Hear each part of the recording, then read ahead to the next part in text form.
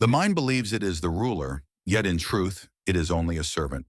It chatters and spins, weaving thoughts like a spider spins its web, and yet even the spider knows that the web comes from its own being. The mind, however, forgets that its thoughts do not originate from itself. They arise from a deeper current that moves beneath the surface, a current that cannot be grasped by logic or analysis. This is why when we sit in silence, when we allow the river of thoughts to slow, we begin to notice a strange and beautiful presence, the presence of the one who observes. You can feel it now if you close your eyes.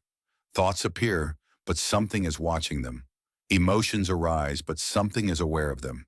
This awareness is constant, eternal, unchanging, while the mind is fleeting, restless, ever shifting. It is like sitting in a theater, watching a play unfold on the stage. The actors are many, the thoughts, the feelings, the memories, the hopes.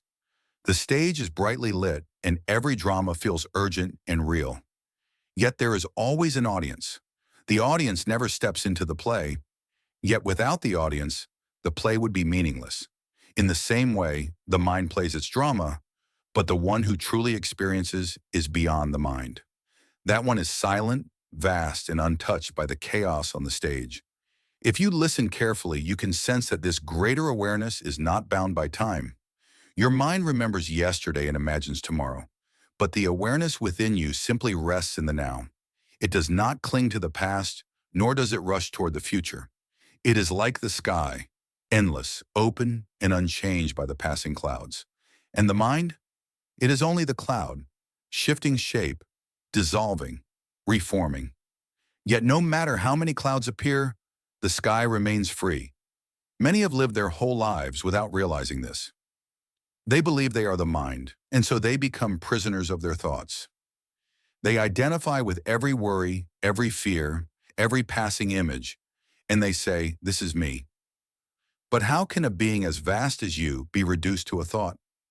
How can eternity be bound by something as fragile as a passing memory? When you realize this, a great freedom dawns.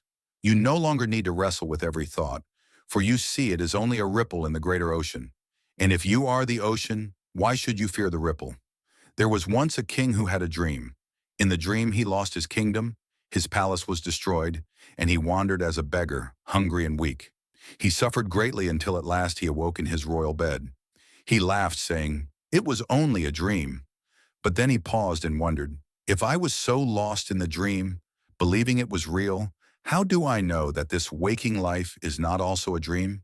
Perhaps there is a greater awakening yet to come. In the same way, the mind believes itself to be everything. But when you awaken to the one beyond the mind, you realize that what you took as your entire existence was only a shadow compared to the light of true awareness. This is why silence is so powerful. In silence, the mind has no walls to cling to, no voices to hide behind. When the mind grows quiet, you begin to hear another sound, not the sound of thought, but the soundless sound of presence. It is like entering a vast temple where no words are spoken, yet you feel the presence of the sacred all around you. In that stillness, the Greater One speaks, not in sentences, not in arguments, but in a knowing that fills the heart. It is not the mind that truly thinks, it is the spirit that knows, and the mind merely echoes fragments of that knowing. Have you noticed how intuition works? A sudden feeling comes, without reasoning, without step-by-step logic, and you just know. The mind often doubts it, but later you find the intuition was correct. This is because intuition does not come from the restless mind.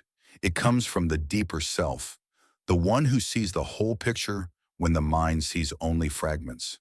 The mind is like a man with a lantern, able to light only a few steps ahead.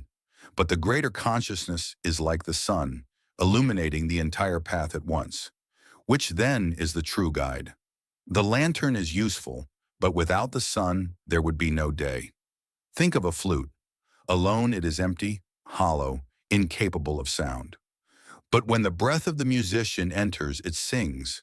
The mind too is like this flute, empty, hollow, only an instrument. The real music comes from the breath of the spirit flowing through it. Without that breath, the mind is silent, meaningless, and without power. But when the spirit moves through it, The mind becomes a channel for wisdom, for creativity, for beauty.